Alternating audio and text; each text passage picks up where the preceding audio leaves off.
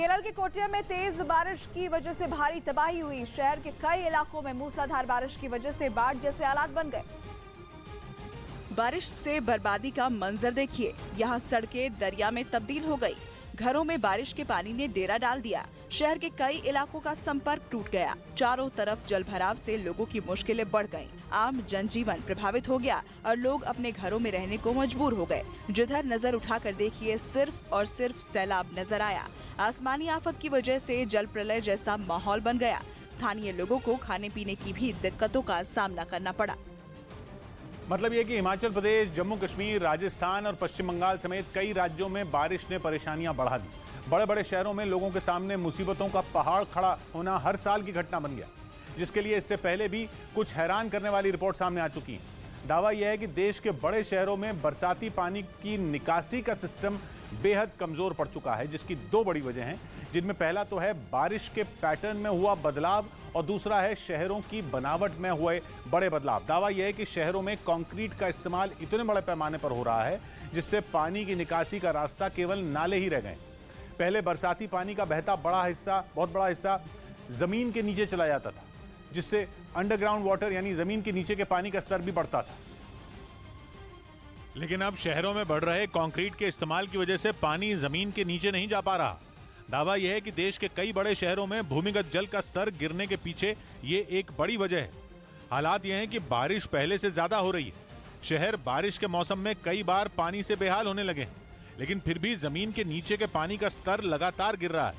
ऊपर से जलवायु परिवर्तन के कारण बारिश का पैटर्न बदल चुका है। जितनी बारिश मानसून के दौरान पहले होती थी अब उससे ज्यादा हो रही है, लेकिन बारिश वाले दिन कम हो गए हैं। मतलब यह कि एक साथ भारी बारिश हो रही है। इसका सीधा असर यह है कि बरसाती नालों पर दोहरा दबाव आ रहा है। एक तो ज्यादा बारिश और दूसरा जमीन की पानी सोखने की ताकत खत्म। इसीलिए बड़े बड़े शहरों में बरसाती नाले छोटे पड़ने लगे हैं। असम में बारिश और बाढ़ की वजह से हालात खराब है। यहाँ लखीमपुर जिले के कई गांव बाढ़ की चपेट में आ गए, जिसकी वजह से लोगों की मुश्किलें बढ़ गईं। असम के लखीमपुर में कई दिनों से लगातार हो रही तेज बारिश की वजह से जियाधल नदी के उफान ने कई गांवों को जलमग्न कर दिया। सरकारी दफ्तर से लेकर घरों तक में बारिश और बाढ़ के पानी ने डेरा डाल दिया। आलम यह था कि नदी पर बना पुल भी सैलाब में डूब गया। लोग पानी में गुजर कर जाने को मजबूर हो गए। कुछ जगहों से लापरवाही की तस्वीर भी सामने आई। लोग तेज बहाव में पुलिया के ऊपर से जाते दिखे, तो वहीं गांव में लोग नाव के सहारे जीवन बसर करने पर मजबूर हो गए।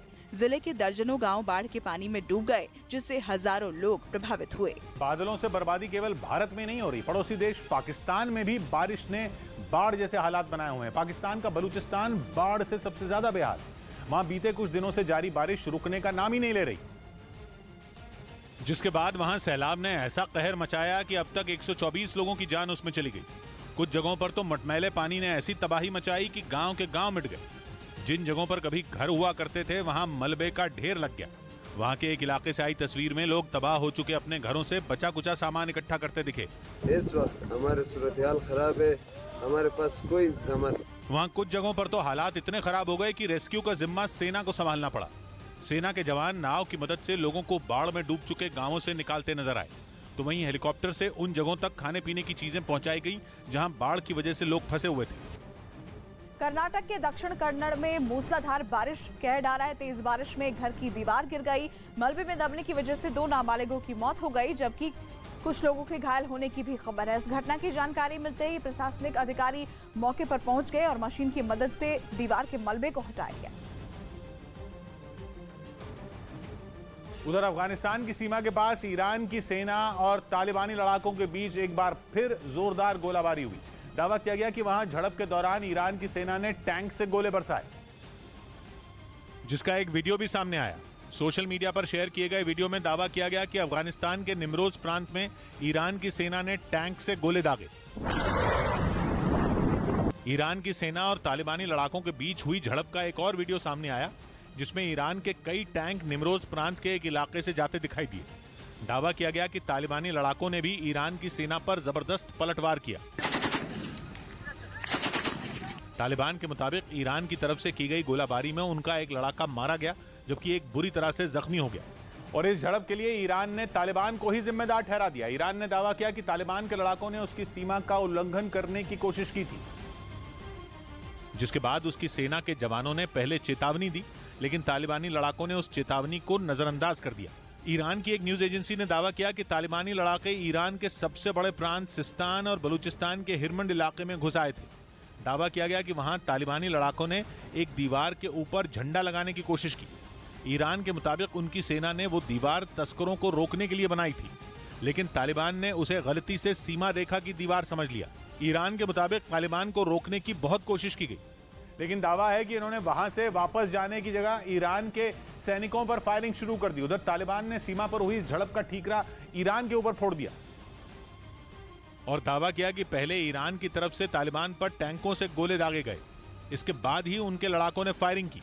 ईरान और अफगानिस्तान की सीमा पर झड़प की ये कोई पहली घटना नहीं है। दोनों देशों के बीच कई मुद्दों पर पहले भी टकराव देखा गया है।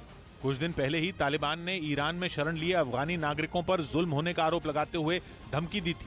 तालिबान ने चेतावनी दी थी कि अगर अफगान शरणार्थियों पर अत्याचार बंद नहीं हुए तो ईरान के लोगों को छोड़ा नहीं जाएगा। अब एक बार फिर सीमा पर हुई झड़प के बाद तनाव बढ़ने के लिए दोनों एक दूसरे को जिम्मेदार ठहरा रहे हैं। इस बीच न्यूज 18 इंडिया लेकर आया है टीवी इतिहास में पहली बार देश का मान बढ़ाने वालों का सम्मान। आजादी के 75 साल के जश्न पर सबसे बड़े मंच पर आएंगे देश के सबसे बड़े चेहरे, जिन्हें न्यूज 18 देने जा रहा है अमृत रत्न। मेरा भारत महान, ये सिर्फ एक पंक्ति नहीं है, ये एक सोच है, एहसास है, एक जज्बा है जो हम भारतीयों के दिल में बसता है, जो हमें प्रेरित करता है इस देश को नई बुलंदी तक ले जाने के लिए, नया इतिहास रचने के लिए। और आज वक्त है उन अनमोल रत्नों को सम्मानित करने का जिन्होंने अपनी अलग सोच से, निरंतर लगन से और अपने अद्भुत कार्य से देश के लिए नया और स्वर्णिम इतिहास लिख दिया है, देश की गरिमा को नए शिखर तक पहुंचा दिया है, जो आने वाले कई सालों तक हम सबको प्रोत्साहित करती रहेंगी। भारत के इन रत्नों से मिलने से पहले हम आपको बता दें, भारत जैसे विशाल और प्रतिभाशाली देश में इन अनमोल रत्नों को चुनना बिल्कुल भी आसान नहीं था। और इसलिए हमारे साथ जुड़ी टेलीविजन इतिहास की सबसे बड़ी और विश्वसनीय जूरी, जिन्होंने अपने पूरे जतन से चुने देश के वो रत्न जिन्हें आज मिलने जा रहा है सबसे बड़ा सम्मान, अमृत रत्न। तो आइए भारत की आजादी के 75 साल पूरे होने का जश्न मनाएं, एक ऐसी शुरुआत के साथ जो अगले कई पीढ़ियों, सदियों तक हमें प्रेरणा देती रहेंगी और हम गर्व से कहते रहेंगे, मेरा भारत महान। पेश है न्यूज 18 इंडिया की एक सुनहरी पहल, अमृत रत्न। और अब अमेरिका से आई एक बड़ी खबर आपको बता दें। दरअसल अमेरिका ने दावा किया कि उसने अलकायदा के मुखिया अल-जवाहिरी को एक ड्रोन स्ट्राइक में मार गिराया है। अमेरिकी राष्ट्रपति जो बाइडेन ने यह दावा किया कि अफगानिस्तान की राजधानी काबुल में इस खुफिया ऑपरेशन को अंजाम दिया गया, जहां 2011 में ओसामा बिन लादेन की मौत के बाद अलकायदा की कमान संभालने वाले अल-जवाहिरी को अमेरिका ने ड्रोन हमले में मार गिराया है, जिसके बाद अमेरिकी राष्ट्रपति जो बाइडेन ने कहा कि अब जाकर उनका बदला पूरा हुआ है।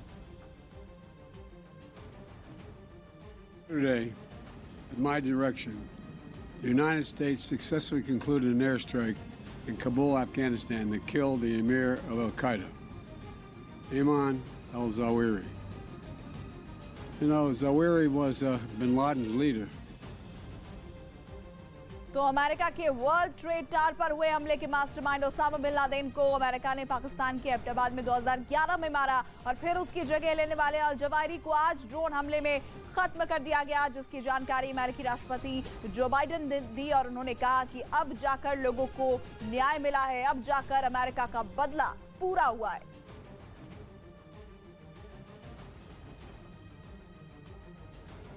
अमेरिका ने 9/11 हमले का बदला पूरा करने का दावा किया है। अमेरिकी राष्ट्रपति ने दावा किया कि खुफिया ऑपरेशन के दौरान अल-जवाहिरी को मार गिराया गया। बताया गया कि अल जवाहिरी काबुल के शेरपुर इलाके में एक मकान में छिपा हुआ था, जिसकी जानकारी मिलने के बाद अमेरिकी एजेंसी CIA ने करीब 4 दिन तक उसकी रेकी की और फिर ड्रोन की मदद से इस मकान पर हमला कर दिया गया। यह हमला इतना सटीक था कि टारगेट के अलावा आसपास के इलाके में किसी को एक खरोच तक नहीं आई। वहीं दावा तो यह भी किया गया है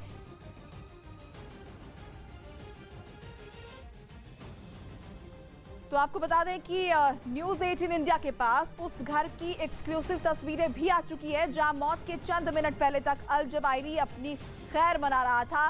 दावा किया जा रहा है कि जो तस्वीर आपको दिखा रहे हैं यही वो घर है जहां अमेरिकी एजेंसी CIA ने ड्रोन हमला कर अल जवाहिरी का खात्मा कर दिया। न्यूज 18 एक्सक्लूसिव तस्वीर दिखा रहा है। इसी घर में अल जवाहिरी के होने की खबर मिली थी CIA को, जिसके बाद 4 दिनों तक रेकी की गई और उसके बाद अटैक किया गया। ड्रोन हमले के जरिए अल जवाहिरी को खत्म कर दिया गया। उस मकान की तस्वीर हम आपको दिखा रहे हैं और इन 3 तस्वीरों के जरिए आप समझिए किस तरह से अमेरिका ने आतंक पर चोट की है। अमेरिका ने अपने दुश्मन का खात्मा किया है। पहले लादेन को मार गिराया गया और उसके बाद लादेन की जगह लेने वाले अल जवाहिरी का भी खात्मा कर दिया गया। वक्त जरूर लगा इसमें अमेरिका को, लेकिन अमेरिका ने एक बार फिर ये संदेश दे दिया है कि अपने दुश्मनों को वो छोड़ेगा नहीं। पहले लादेन का शिकार और उसके बाद अल जवाहिरी का खात्मा। अल जवाहिरी जिसने अल-कायदा में लादेन की जगह ली थी।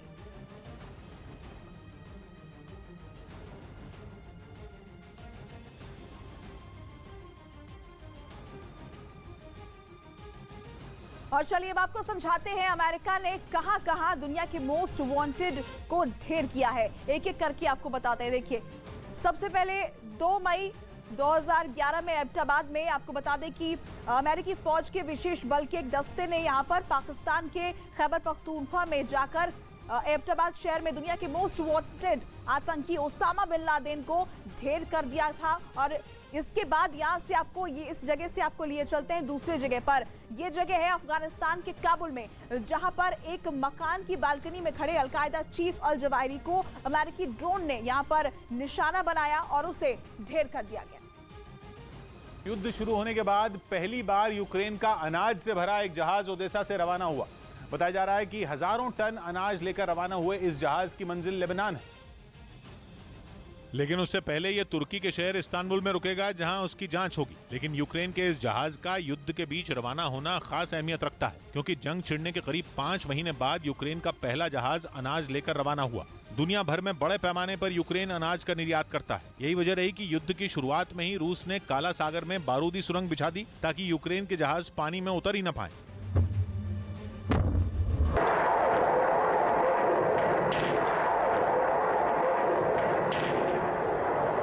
ऐसे में दुनिया में अनाज संकट खड़ा हो गया। इन हालात में UN समेत कई देश इस चिंता में डूब गए कि आखिर इस संकट से निकलने का रास्ता क्या है। और यही वजह रही कि UN के साथ तुर्की आगे आया और दोनों देशों के बीच बीते महीने अनाज के निर्यात पर समझौता करवाया, जिसके तहत यह फैसला लिया गया कि यूक्रेन 3 बंदरगाहों के जरिए अनाज की सप्लाई कर सकता है, जिनमें ओदेसा भी शामिल है। इसीलिए बताया जा रहा है कि ओदेसा के बंदरगाह से 26,000 टन मक्का लेकर यूक्रेन का जहाज लेबनान रवाना हुआ, उसी काला सागर के जरिए जिसमें बारूदी सुरंगें बिछी हैं। हालांकि ये जहाज उस रास्ते से जा रहा है जिसे UN और तुर्की ने यूक्रेन के जहाजों के लिए अलग से बनाया है। इस जहाज की चाल पर UN की निगरानी है। इसके लिए पिछले हफ्ते UN ने इस्तांबुल में बनाए एक सेंटर का उद्घाटन किया था, जिसमें UN, तुर्की और रूस के सदस्य शामिल हैं, ताकि समुद्र में यूक्रेन के जहाजों की हलचल पर नजर रखी जा सके और ये साफ रहे कि रूस और यूक्रेन के बीच हुए समझौते का किसी भी सूरत में उल्लंघन नहीं किया जा रहा है।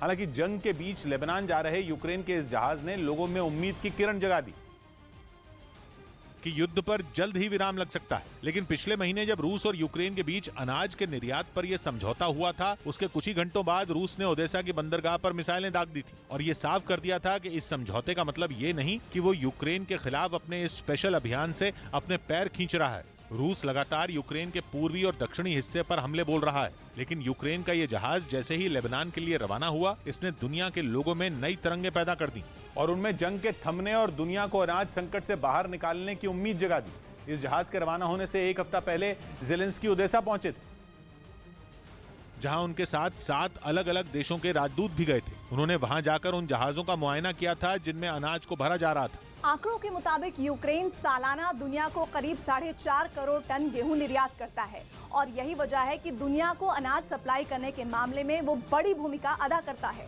बताया जा रहा है कि लेबनान जा रहे इस जहाज के अलावा यूक्रेन के 16 जहाज ओडेसा से रवाना होने के इंतजार में खड़े हैं, जिनके आने जाने पर रूस ने जंग के शुरू होने के बाद से रोक लगा दी थी। आज नागपंचमी के मौके पर महाकालेश्वर मंदिर में स्थित भगवान नागचंद्रेश्वर के पट खोले गए। ऐसे में दर्शन के लिए श्रद्धालुओं की भीड़ उमड़ पड़ी। आज रात ठीक 12 बजे उज्जैन के नागचंद्रेश्वर मंदिर के पट खोले गए। इस मंदिर की खास बात यह है कि इसे साल में सिर्फ एक दिन नागपंचमी पर ही खोला जाता है। यही वजह है कि दर्शन के लिए लोगों ने रात से ही लाइन लगाना शुरू कर दिया। मान्यता है कि मंदिर में दर्शन और पूजन करने से शिव पार्वती खुश होते हैं और सर्प दोष से भी मुक्ति मिलती है। ऐसे में लोगों ने नाग की प्रतिमा की पूजा कर दूध चढ़ाया। क्रम को आज भी जारी रखते हुए मध्यरात्रि 12 बजे पट खोले गए। दर्शन के लिए प्रशासन ने पुख्ता इंतजाम किए, साथ ही श्रद्धालुओं की सुविधा के लिए बैरिकेड्स भी लगाए गए ताकि आसानी से दर्शन किए जा सकें।